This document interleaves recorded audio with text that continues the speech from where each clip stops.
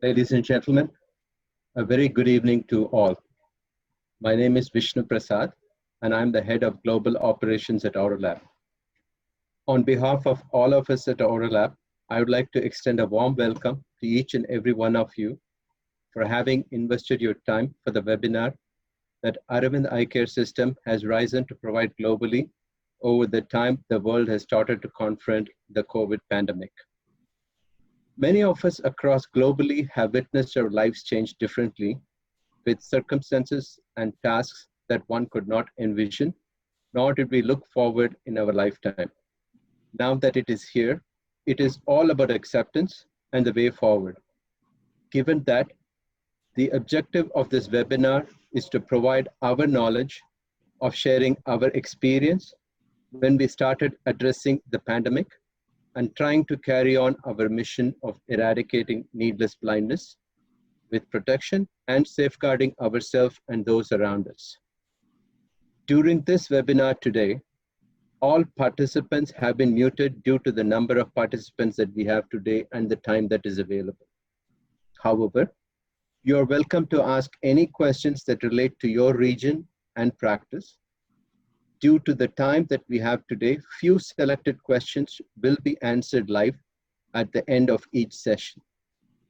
For all other questions, we have processed your question in person via email. The first topic that we have today is COVID-19 protocols to be followed during cataract and anterior segment surgeries.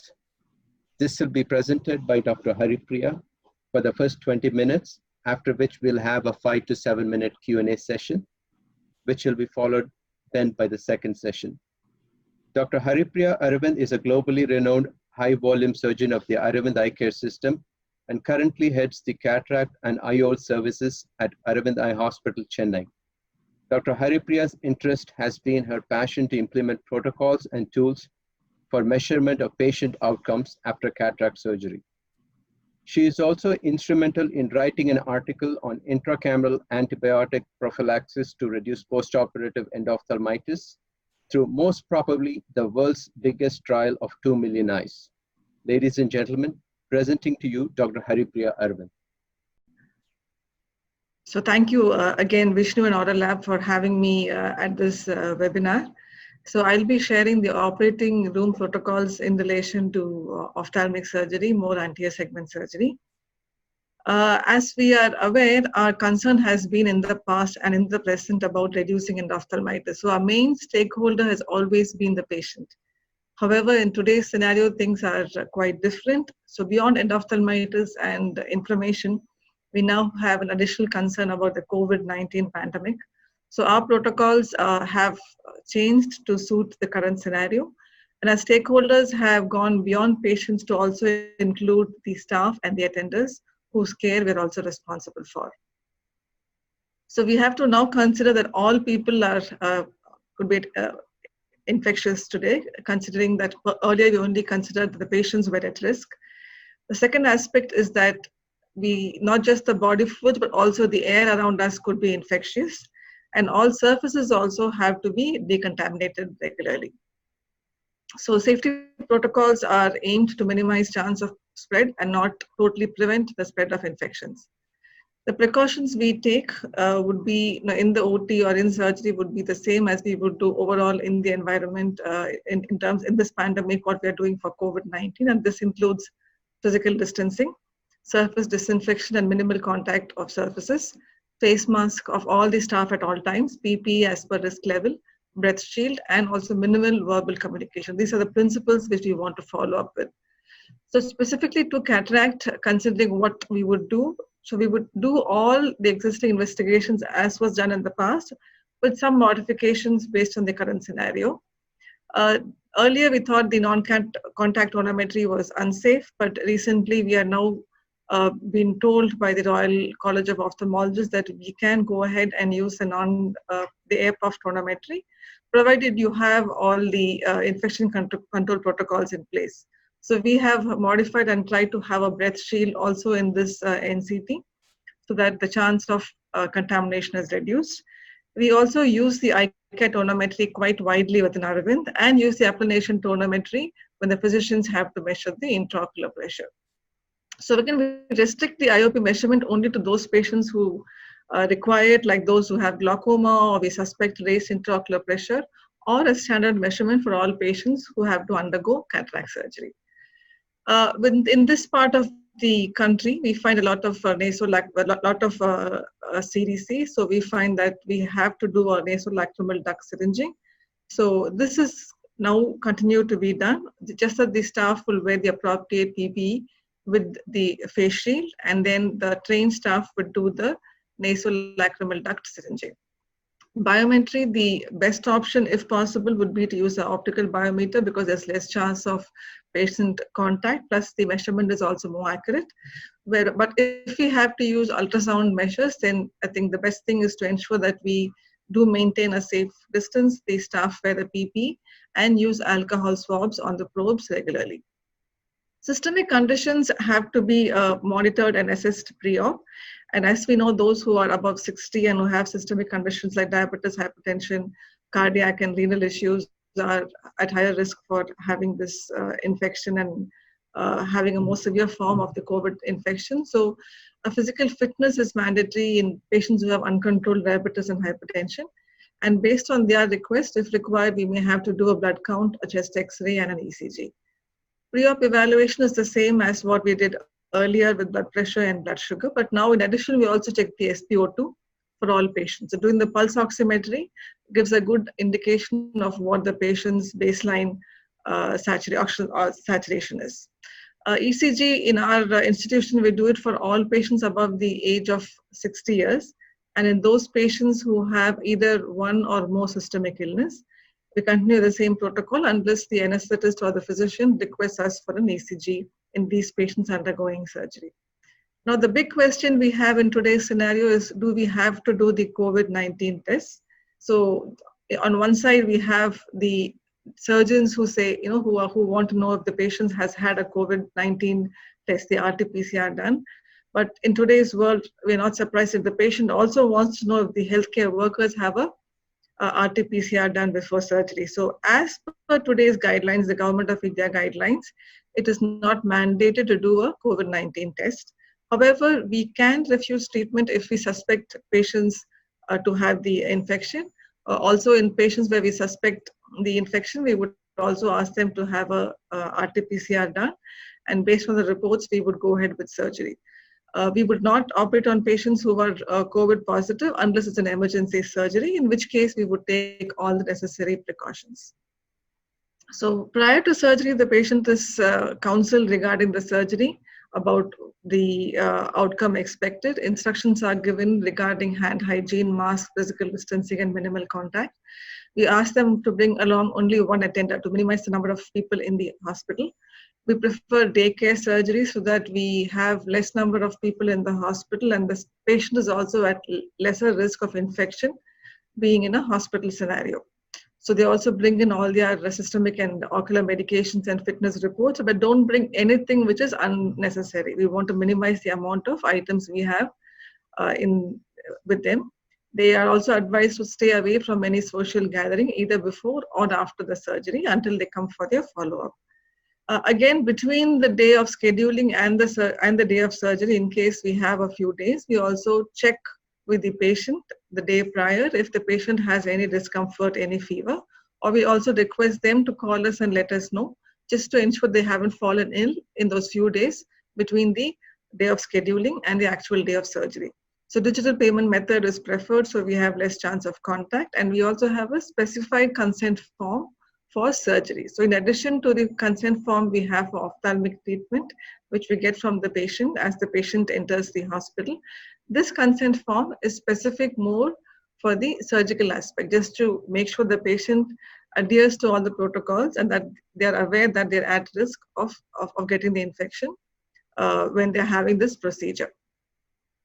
So on the day of surgery, we ensure the patients wash their hands, they're wearing their mask. We have a hands-free water and soap dispenser installed in front of the hospital. We have a separate entrance for these patients who undergo surgery, and we check the temperature and the hand sanitizer is applied. A history of contact is again got from the patient through the contact history form, and the consent form is signed. The case sheet is checked, is verified, and then the patient's pupil is dilated. We also have the correct eye marked with the attender beside the patient so that the eye marking is confirmed by both the patient and the attender. While applying all the medications, we prefer that the patient herself or himself holds the lower lid. If the patient is not able to understand, then we will have the staff lower the lower lid using a cotton swab. So once the patient is shifted into the OR, we check the pulse oximetry, we check the blood pressure and the pulse. So the pulse oximetry has now become a mandatory check in all different aspects, preoperative and postoperative. Before entering the block room, the patient disposes the mask he was initially wearing. They wash their hands and face and legs with soap, and then are given a fresh mask. And they're also hand rub is also applied before they are shifted into the theater. So before they go into the block room, they wear the shoe cover, the mask, and the OT gown as well. So earlier, Aravind never used to use the OT gown. The patients would enter with street clothes. But now with the pandemic, we have now made it mandatory that all patients also wear a gown over their street clothes during surgery. Now in the block room, case record is checked to ensure all the pre-op investigations are done. We confirm the eye mark correlates with the advice, eye dilation is checked. Proton iodine, as we know, is extremely useful for reducing endophthalmitis. I think it becomes doubly important in today's scenario because we know that it is supposed to be virucidal. So we use 5% iodine drops in the eye and about 10% proton iodine for periocular cleaning for about 3 minutes contact time. In the block room, we would prefer the patients to have the surgery under topical wherever it's possible if it is phaco. But those where a block is required in advanced cataracts, we prefer we give the block on the operating room table by the surgeon. But in case we have more number of patients for the day, then it's done in the block room. In the block room, when they're giving the block, in Aravind now we have shifted completely to subtenons anesthesia from retrobulbar. And we give the subtenons today using a drape, and we also have the staff who give the block change their gloves after every block. So once the block is given and the anesthesia is applied, the patient is then shifted into the OR. The IOL is received from the IOL store. At no point the patient touches the case sheet or the IOL. So in the operating room, the patient is made to lie down, and then we have the continuous monitoring of the blood pressure and the pulse oximetry. The patient continues to wear the mask during surgery. Now, in case the patient is feeling suffocated, is finding a difficulty to breathe, then we would lower the mask so only the nose is exposed. And if some patients require, they may also be given additional oxygen. Now, while applying the drape, one has to be very careful to ensure the drape is very well adhered onto the face so that there is no chance of leakage of any fluids onto the table or onto the floor. Prior to surgery, one administers a surgical safety checklist. So the idea here is that we don't deviate from all the protocols which we would take to ensure we don't want to have any sentinel events or endophthalmitis. So those two do remain priority. So what we have to do with the COVID time is the additional protocols which we would have to take to reduce the chance of transmission of this disease. So before surgery, we do have the sign in, the timeout, and the sign out is also checked before we and after the surgery is done. Again, the proton iodine is applied prior to the cataract surgery. During the surgery, there is no unnecessary verbal communication unless it is absolutely required. We only have one patient in the OR at a time.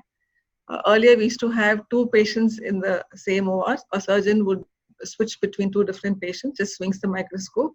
In today's protocol, we only have one patient at a time, and we have a complete sterile set for each case with one trolley is prepared and all the items are shifted into the OT before the surgery starts. The idea is we don't want the door to be opened in between the surgery. In terms of the personnel who are within the OR, we have the surgeon, one assisting staff, and one circulating sister who's inside the OT. Based on the need, we may also have an additional nurse to help out with the patient being shifted in and out of the OR. In the theater, one needs to choose techniques which are safe, quick, and effective. So again, in case you're having a more complicated surgery, it's important that a senior surgeon who is capable of handling that procedure does this surgery. Again, one has to take care to avoid spillage of body fluid or blood, uh, including squirting ringer lactate or viscoelastic from the syringes. The phaco tip and sleeve is changed for each case. And in case there's a complication, again, we want the amount of time the patient spends in the OR to be minimized. So we'll have a senior surgeon manage the complication if there is a possibility. The phaco handpiece and adjacent tubing are also cleaned after each surgery. We don't change the handpiece after each surgery, but we ensure we clean it completely with the alcohol-soaked pads, which is ordered up after each surgery. At the conclusion of surgery, we discard all the disposables following the existing biomedical waste policy. So phacoemulsification and SICS. Phacoemulsification was considered to be a risky procedure initially because of the squirt of fluid, because you do have aerosols with phacoemulsification. But the aspect that we replace almost all of the aqueous with viscoelastic at the beginning of surgery, and all the aerosol which we may have after surgery is basically the BSS or the ringer lactate, does make it a low risk surgery. So phacoemulsification is being done widely today, even with the pandemic. But again, all the necessary protocols have to be done. So one has to ensure we don't want to squirt any of these fluids onto the floor while doing the procedure. The same is true with the SICS surgery as well. After every procedure, the patient's table, the computer table, the bin rack, surgeon's stool, the door knobs are all cleaned with Lysol. Again, all of this has to be done. So we have 2 staff who would do it, so you minimize the time of cleaning. We also have to clean the floors as well.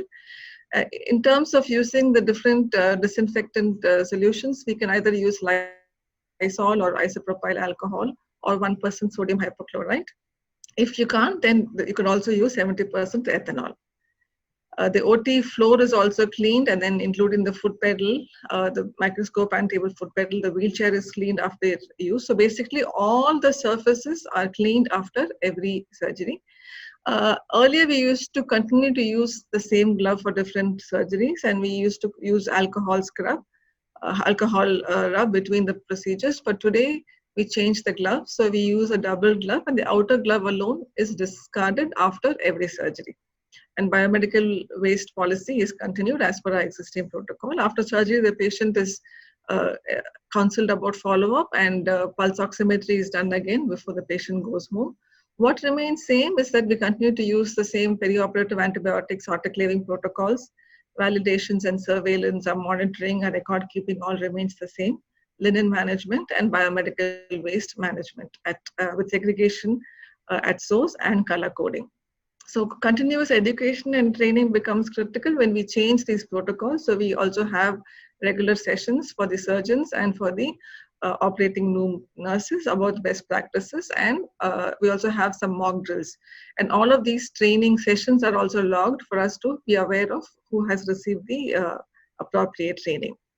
Now, with regard to the PPE for ophthalmic surgery, more specifically anterior segment surgery, the Ministry of Health and Welfare has mentioned that the ophthalmology practice is a moderate risk procedure. Examination involves moderate risk. So the doctors are recommended to wear N95 mask while examining the patient, goggles and gloves with face shield, especially if they're going to have be involved in any aerosol generating procedures.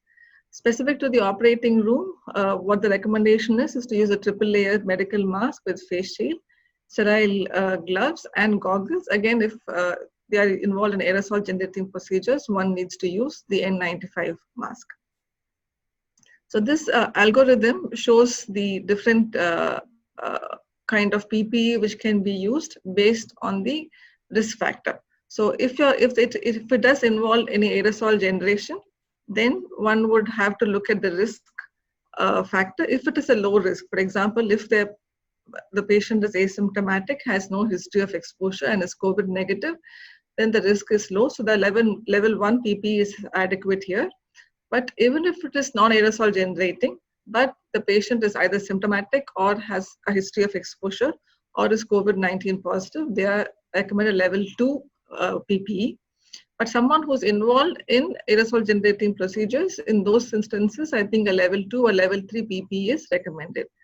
Now, most ophthalmic procedures, including SICS and FACOL, the anti-segment procedures, most of them would come under will only require the level 1 PPE if there is no risk of contact or symptoms. So what does the level 1 PPE include? It includes surgical mask, isolation gown, gloves, and eye protection. This is what a level 1 PPE would include.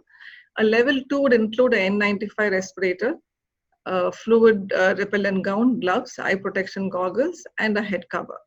A level 3, of course, would require a lot more intense protection, which I think Dr. Ravi will be sharing in the next talk. So in terms of what we do for our different cadre of staff involved in the OR, so we have listed both the donning and the doffing, the order of what they have to wear and take off before and after surgery. For the surgeon, the block room doctor, and the assisting sister, we would recommend either the N95 or a 3-ply surgical mask.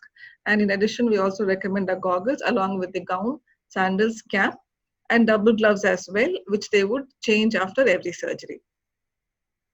For the other staff, including the circulating staff, the CSST staff, MRD, and OT store staff, they would use a 3-ply surgical mask. Now, in terms of how long can one use the PPE, normally surgical mask can be used for 4 to 6 hours, whereas the N95 about 6 to 8 hours. But considering that in today's scenario that the PPE is very valuable and the cost also makes it difficult for us to dispose it after a single use, we are now considering if we could reuse some of the masks. So Aurolab has come up with a UV chamber, which helps us to now be able to decontaminate these masks so that we could use them for up to 5 or 10 times for each mask. So this chamber will have, it takes about 30 minutes for one cycle, and we can place about 5 masks in each cycle. The other option is the process of air drying. So the CDC also recommends the air drying. Air drying is for at least 72 hours. So each person is given at least about 4 masks. The first 24 hours, the mask is air dry. And the next 48 hours, we place the mask in a wide, open, loosely placed paper bag. So we give them each staff about 4 masks and a label. So the staff would use the first mask on the 5th day. So this will go as per the rotation. In terms of the operating room conditions, the room temperature recommended is between 24 to 30 degrees and humidity between 40 to 60%. This is for OTs with HEPA and laminar flow. In some of our OTs, we also have issues regarding that we may not have the HEPA filter. In those OTs, based on the size of the OTs, they are provided with either 2 or 3 or 4 30-watt UVC lamps. And this is what has helped us take care of it. So these are like very cost-effective solutions. Now, in spite of all these efforts that which we take, we do know that the COVID-19 can strike. So we may have some patient who does, or some staff who does get this infection. Here the stakeholders could either be the patient, the attenders, or the employees. And what is important is to have the related consent forms ahead of surgery.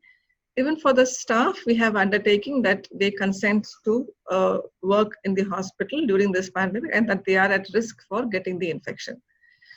The good news or the situation today is that it's difficult to prove what is the exact source of the infection. So the claim may not stand in the court of law.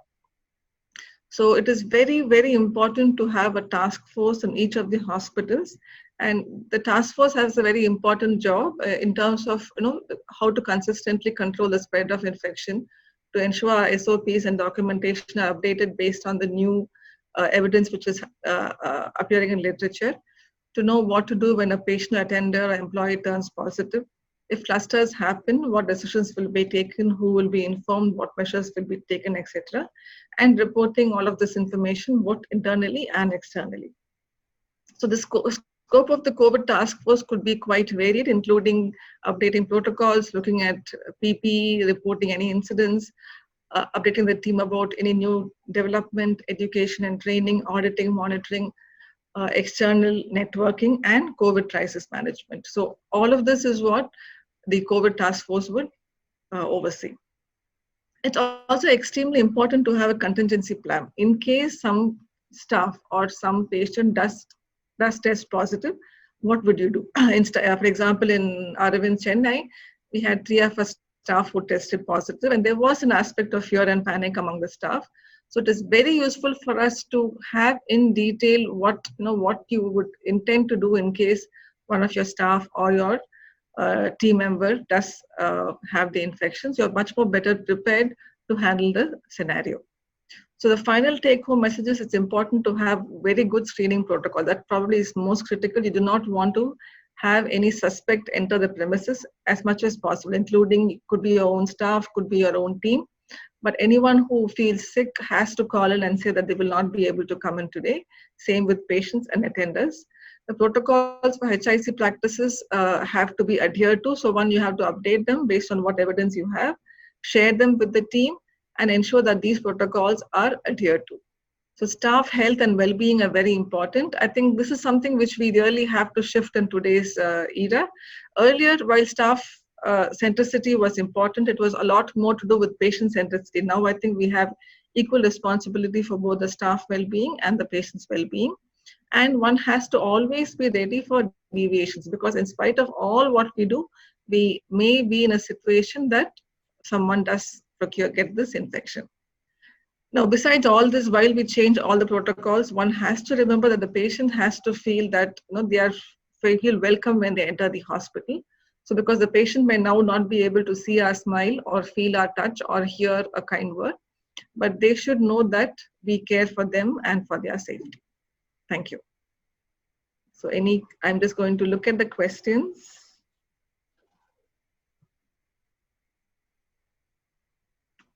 So we mentioned about the COVID test as one question. I think that has been covered, that it is not mandatory to do a COVID test. But if the physician feels there is a necessity in terms of, because if you're in an area which is a containment zone, or if the patient is from a containment zone, or the patient is sick, or the patient has a history of contact, or any such factor, I think the physician has all the right to ask for a COVID test. The physician also has all the right to deny care if they're not convinced about the patient's history.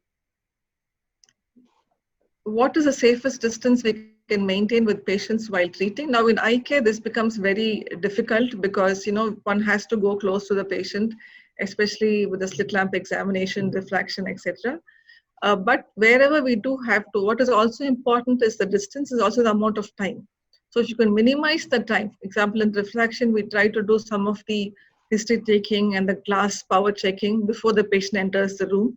So the amount of time the staff is in contact with the patient is minimized. So 15 minutes or more could be a much higher risk of increasing the viral load in the environment. So you want to minimize the amount of time along with the distance which we can maintain.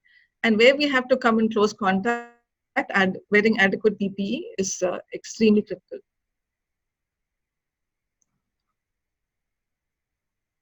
Does Aravind treat COVID recovered patient for now, or it's not in the protocol for now? Right now, we have not started seeing. I don't think of a patient who's recovered and come to us, but I would not think why not, because like I mentioned, 3 of our staff are tested positive. And they have now joined work. So they were in isolation for about 17 days. Thankfully, no serious illness, but they are now joined back and they are now in the hospital. So if they have recovered, they probably are better because they already have the antibodies, and they are patients whom we can treat. So an RT-PCR test is not required in these patients because they may still be positive because they still contain the DNA, the RNA. Opinion about extra drape on the microscope. I think there's lot has been done in that area. It does make sense to use a drape. There's nothing wrong, I would say, but I don't think it's mandatory considering the risk of contamination is very low with the phacoemulsification procedure. So just if the patient is wearing the mask and we have the regular drape, and if your surgery is not prolonged, I think that should be fine. I personally am not the one who would recommend an extra drape, but if you're using it in your hospital, I think there is no harm in doing so. So patients are getting afraid to have surgery. Any tips to convince? In fact, we find the reverse is true as well, that patients, it's been almost 4 months since we had our first case in India, and we find a lot more patients come in today with mature cataracts. And so while we would want a few of them who have, who are older and comorbidities to wait a little longer because of the risk of contamination they may have, their quality of life is affected so much, so they do want to have surgery quite early. So it's very difficult for us to convince the patients because we know the risk is quite real. It depends upon which part of the world you are. Are you in an area where the infection is still, at its peak, or is it high, is it low? So based on that, one may talk to the patient, but I think it may not be very safe for us to convince them too strongly on this, because we never know how or which patient can get the infection. One second. I think we have covered all the questions. Okay, so yes. Thank you again. Thank you, Dr. Priya. Thank you very much for the presentation and with insights on how to take care of the patients as well as the staff. So thank you again.